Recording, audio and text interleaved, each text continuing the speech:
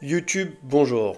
Donald Trump a récidivé dans ses menaces pour envahir le Groenland. Maintenant qu'il est au pouvoir, on peut constater qu'il reste extrêmement déterminé à obtenir le Groenland et qu'il n'exclut toujours pas une intervention armée. Il a eu des échanges avec la première ministre du Danemark, Mette Frederiksen, à ce sujet et apparemment ça s'est très mal passé. Donc face à une menace qui est absolument inattendue, le Danemark reste dans une logique de désescalade et promet de nouveaux partenariats avec les États-Unis pour éviter absolument qu'il y ait une intervention armée sur le Groenland. Et on voit que dans le même temps, Copenhague se rapproche de ses alliés européens pour essayer d'obtenir des soutiens justement.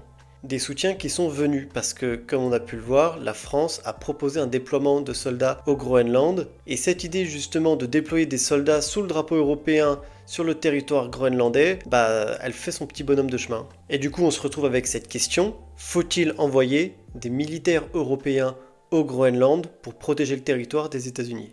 Vous allez voir que c'est un peu plus compliqué que ça. Mais d'abord, on va discuter de ce qu'est le Groenland, le territoire en lui-même, pourquoi est-ce qu'il y a tant de pays qui s'y intéressent, à quoi ressemble aujourd'hui la menace américaine au niveau européen, pas seulement au niveau du Groenland, mais au niveau de l'entièreté du continent européen, et enfin les conséquences géopolitiques d'un déploiement de troupes européennes sur le territoire du Groenland. Tout d'abord, le Groenland est un territoire absolument gigantesque et magnifique. C'est une île qui est énorme, située en plein Arctique, et qui déchaîne les intérêts des États, notamment pour son sous-sol. Vous savez qu'au Groenland, vous avez le sol, les montagnes, et vous avez un inland sea, c'est-à-dire une couche épaisse de glace qui recouvre pratiquement l'intégralité de l'île. Cette couche peut faire plusieurs kilomètres d'épaisseur, un peu comme en Antarctique. Du coup, c'est difficile de savoir ce qui se trouve sous cette couche de glace. Et même si on trouve quelque chose, encore plus difficile d'exploiter tout ce qu'on peut y trouver. Mais avec la fonte des glaces et avec la technologie moderne, il y a un certain nombre de minerais et d'hydrocarbures qu'on peut déjà exploiter au Groenland. Vous avez tout ce qui est déjà les terres rares, le plomb, l'or, le zinc, l'uranium, qui se trouvent en grande quantité sur l'île et qu'il est d'ailleurs difficile à exploiter, notamment parce que les populations locales, pour la préservation de l'environnement, refusent systématiquement de les exploiter. Il faut bien se rendre compte que si on exploitait toutes les ressources au Groenland, l'île deviendrait une immense carrière.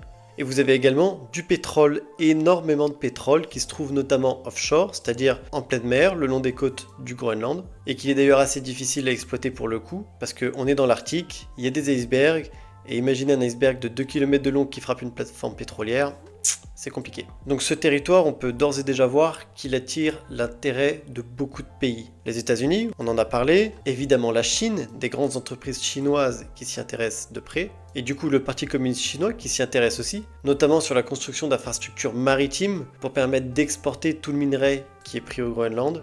Et les États-Unis ont d'ailleurs peur que ces infrastructures puissent être utilisées en cas de conflit comme d'un hub pour placer des troupes et du matériel militaire à terme par la Chine. Mais vous avez également l'Australie qui s'intéresse beaucoup à tous ces minerais et encore d'autres pays. Donc il y a vraiment toutes les raisons du monde pour que des pays s'intéressent au Groenland et c'est évidemment pour ça que Donald Trump s'y intéresse le plus. Sauf que, en s'y intéressant d'un peu trop près, les États-Unis, qui sont l'un des meilleurs alliés du Danemark et clairement de l'Union européenne également, et bien maintenant, ils font planer une menace sur l'Europe. Et ça, il faut bien le comprendre. La menace sur l'Europe aujourd'hui, elle est multifactorielle, elle est déjà militaire, puisque Donald Trump a littéralement fait des menaces militaires à l'encontre du Groenland. Il a dit qu'il n'excluait pas une intervention armée pour s'emparer du territoire, mais il y a une menace également informationnelle.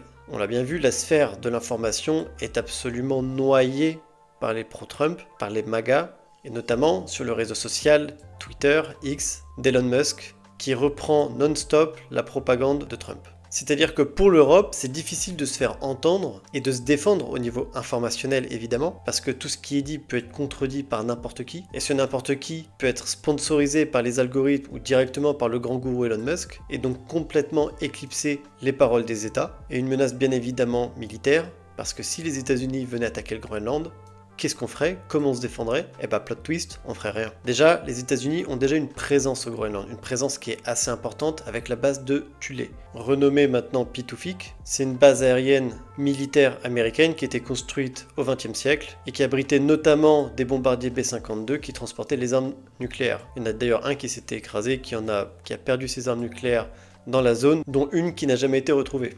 On peut voir que donc l'intérêt des États-Unis pour le Groenland, il n'est pas soudain, ça date pas d'il y a 3 mois, ça fait quand même des décennies qu'ils convoitent ce territoire. Harry Truman avait d'ailleurs essayé de l'acheter. Et même si au bout d'un moment ils n'avaient plus aucune revendication dessus, ils avaient un besoin vital pendant la guerre froide, face à l'URSS, d'y avoir des troupes et d'utiliser le territoire comme une plateforme de projection. Donc maintenant, si on vient à réfléchir aux conséquences géopolitiques d'un déploiement de troupes européennes au Groenland. Est-ce que c'est une bonne idée, oui ou non? Déjà, je pense qu'il faut réfléchir avant tout à la question, si les États-Unis envoient des troupes au Groenland et le capturent, qu'est-ce qu'on fait? Comme je l'ai dit plus tôt, on fait rien, on n'en aura pas la capacité, on pourra toujours envoyer nous aussi des troupes, mais est-ce qu'on va leur ordonner de tirer sur des Américains?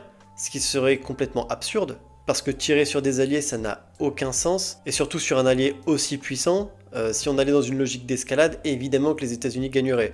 Donc c'est juste impensable. Mais d'un autre côté, on ne peut pas laisser n'importe qui menacer et potentiellement capturer un territoire aussi grand, contre toute règle internationale. Donc mon analyse, c'est que déployer un contingent européen, pas besoin de 150 000 hommes, mais déjà quelques milliers d'hommes dans une base ou dans plusieurs bases, déjà ça créerait une dissuasion. Ça mettrait la pression pas sur nous, mais sur Donald Trump. C'est-à-dire que si vous voulez tenter une invasion, une intervention armée contre le Groenland, il devrait réfléchir à « Ah zut, ils ont déjà placé des hommes, c'est-à-dire que si j'essaye d'intervenir, à un moment, ça va être les Américains qui vont devoir réfléchir à est-ce qu'ils tirent sur les Européens. Et là, la pression, elle est inversée, elle est du côté de Donald Trump.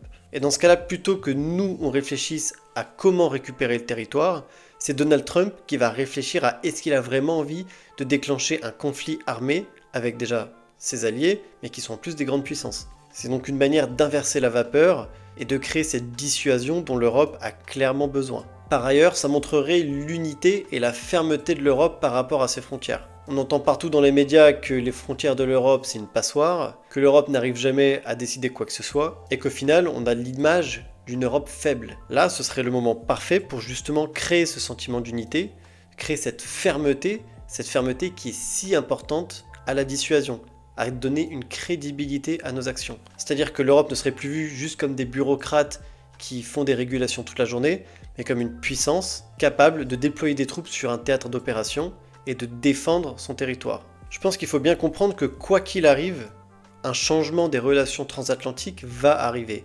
C'est déjà en train de se passer. Donald Trump est déjà en train de changer toutes les relations des États-Unis avec d'autres pays. On le voit avec le Canada, le Mexique, le Panama, le Danemark évidemment, et puis bientôt l'Europe. Donc quoi qu'il arrive, ce changement majeur va arriver. Il va mettre la pression, la même pression qu'il met au Canada, qu'il met au Danemark, il va le mettre sur le reste de l'Union européenne, c'est qu'une question de temps. Et dans ce contexte, il est extrêmement important pour l'Europe qu'elle affiche un visage uni et ferme. Et cette fermeté, ça passe par le Groenland, mais ça passe partout. Sur beaucoup de sujets, l'Europe doit être beaucoup plus ferme, doit être beaucoup plus unie, et notamment sur les sujets de l'armement. Par exemple, quand on voit que énormément de pays européens s'arment chez les États-Unis, notamment avec le F-35, on se rend compte que le jour où il y a un problème avec les États-Unis, il y a en fait un très gros problème au niveau de cette dépendance qui est créée vis-à-vis des armes américaines. Le Danemark est menacé par les États-Unis aujourd'hui sur le Groenland. Alors, le Groenland est un territoire autonome bien sûr, mais c'est quand même le royaume de Danemark. Le Danemark est menacé. Le Danemark dispose de chasseurs F-35 furtifs qui sont américains, et ces chasseurs sont justement conçus pour créer une dépendance. C'est-à-dire que la peinture et les matériaux qui les rendent furtifs, ainsi que les pièces de maintenance, demandent une maintenance élevée, ce qui est fait exprès pour qu'il y ait une dépendance continue envers les Américains. Et c'est pas sur 2-3 ans, là on parle sur plusieurs décennies. Et on voit donc que par exemple un pays comme le Danemark, aujourd'hui, il est en train de se faire racketter par les États-Unis, littéralement, et en plus il est dépendant des États-Unis. C'est-à-dire qu'ils se sont fait avoir à tous les niveaux en réalité. Donc pour sortir de ce piège, pour sortir de cette dépendance, il faut réfléchir en tant qu'Européens, au niveau de l'armement, au niveau de beaucoup d'autres choses, et tout ça passe par un besoin d'unité, une unité forte. Le fait d'envoyer des troupes à l'étranger, au Groenland, c'est le moyen parfait de créer cette unité. Dans un moment où l'Europe en a le plus besoin. Avec Trump d'un côté, Poutine de l'autre, l'Europe n'a pas le choix, elle est obligée de compter que sur elle-même. Et plutôt que de voir cette situation comme une catastrophe dans laquelle on ne sait pas comment s'en sortir, je pense qu'il faut plutôt le voir de manière optimiste. C'est une occasion pour l'Europe de s'émanciper, de prendre sa liberté et d'avancer vraiment en tant qu'Européen. C'est l'opportunité pour appuyer sur cette autonomie stratégique dont on rêve depuis des années maintenant. C'est une chance de créer une vraie dissuasion. Une dissuasion qui soit solide et qui soit crédible. Parce que le plus important, c'est la crédibilité. Aujourd'hui, clairement, ce que montre Donald Trump, c'est qu'il ne prend pas du tout au sérieux la crédibilité de l'Union Européenne, et notamment du Danemark. Il sait qu'il peut nous malmener, on sera toujours là à lui demander pardon et essayer de tout mettre sous le tapis. Moi je pense qu'avec Donald Trump ou avec Vladimir Poutine, ou avec Xi Jinping, ou n'importe qui, il faut se montrer ferme. On n'a pas le choix, on ne peut pas se retrouver entre Trump et Poutine et toujours prendre des demi-mesures, faire des déclarations molles, genre oui on condamne, oui on soutient le Danemark, oui non faut pas faire ça, c'est pas bien. Le problème de l'Europe actuellement, c'est qu'elle est dans une logique de réaction. On réagit systématiquement à l'actualité, à tout ce qui se passe. Pour l'Ukraine, on n'a fait que réagir et que subir. Pour Gaza, pareil, on n'a fait que réagir. Maintenant il y a Trump, qu'est-ce qu'on fait?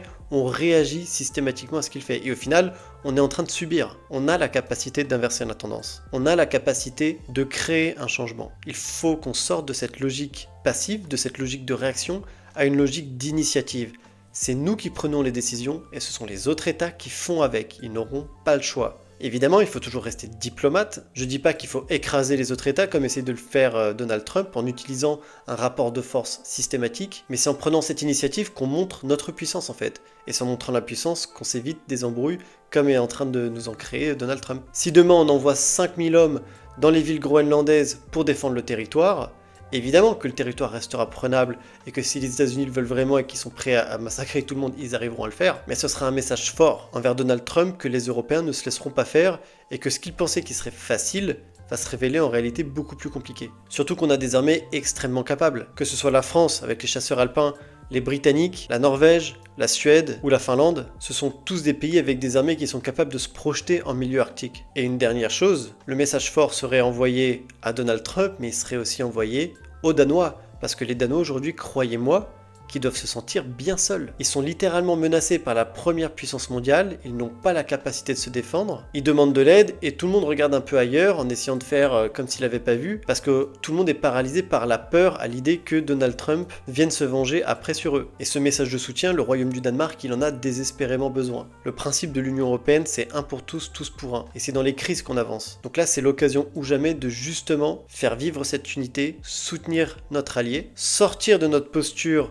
de réaction pour une posture d'initiative et créer enfin cette dissuasion qu'on attend depuis des années et en particulier depuis le début de la guerre en Ukraine. Si on veut rester en sécurité, si on veut protéger notre précaré et notre territoire, il faut adopter une posture forte. En tout cas, je pense que pour le coup, la proposition de la France de déployer des hommes au Groenland est une bonne idée. Il n'y a même pas forcément besoin de le faire, mais rien que le fait que ce soit dit, que le message soit transmis à Washington, ça va les faire réfléchir. C'est donc une bonne chose et on verra dans les prochains mois si ça se concrétise ou pas. Honnêtement, je pense pas qu'ils le feront. Mais s'il y a un vrai besoin, j'espère que les États européens n'auront pas peur de prendre cette initiative et surtout qu'ils laisseront pas tomber leur allié danois. Parce que si le Danemark tombe là-dessus, on tombe tous avec lui. Donc la balle n'est pas forcément systématiquement dans le camp de Donald Trump, elle est aussi dans notre camp et on peut l'utiliser.